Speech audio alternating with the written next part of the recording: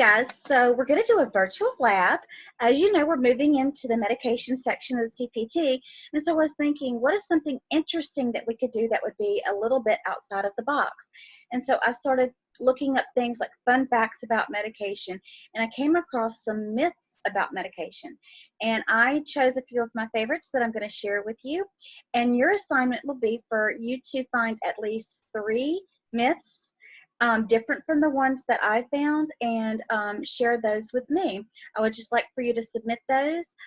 This virtual lab will be up Tuesday, so I will give you until Thursday, your last night of class, to actually submit me 3 myths and make them as interesting as you can or as fun as you can. Okay, so let me share my screen. It's going to take just a moment.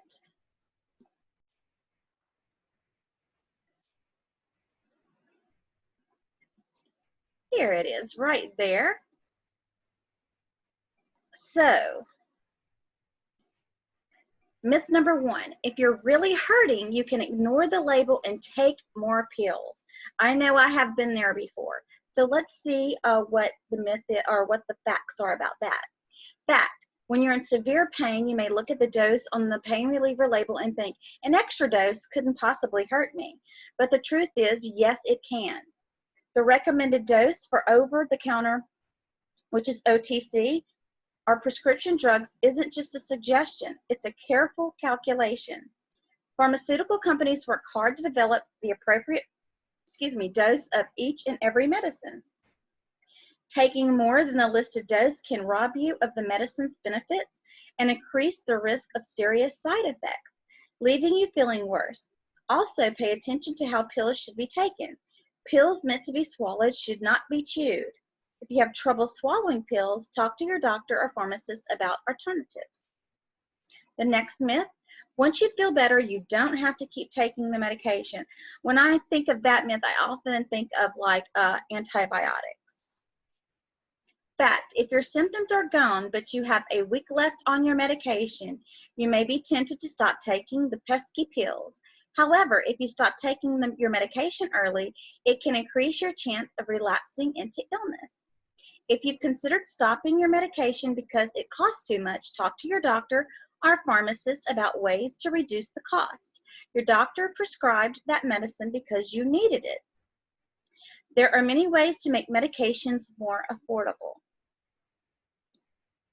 Myth number 3, natural supplements are always a safer choice. Okay, now I am really keen on natural supplements. I think they're great when you can.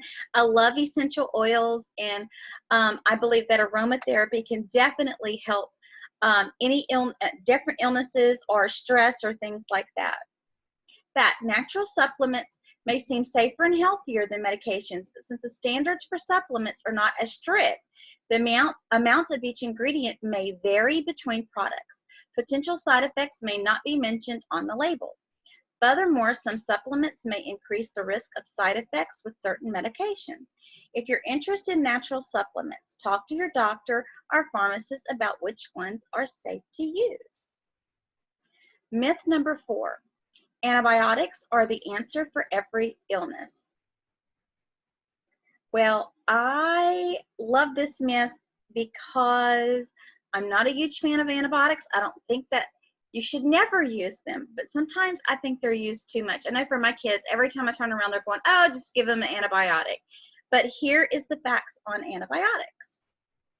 Antibiotics are only helpful in illnesses caused by bacteria, such as strep throat. Most illnesses like colds and sore throats are caused by viruses that don't respond at all to antibiotics. Even though you're feeling miserable, OTC, over-the-counter medications, will usually relieve your symptoms until the virus is gone. Ask your doctor or pharmacist about which ones are safe to take. If you have hypertension, for example, Sudafed can elevate your blood pressure. If you're not feeling a lot better in 10 to 14 days, you need to call your doctor. You may have developed a secondary bacterial infection, and that's when antibiotics will help you. Doctors don't want to prescribe antibiotics when they aren't needed because overusing them may lead to resistant, hard-to-treat infections. Okay, so those were my myths that I chose. And I hope that you have fun doing this. It's learning about medication, not necessarily coding, but the more that you recognize or the more information you have, I think the easier it makes anything. So you may be able to recognize some medications that are actually in your CPT after doing this little virtual lab interactive project.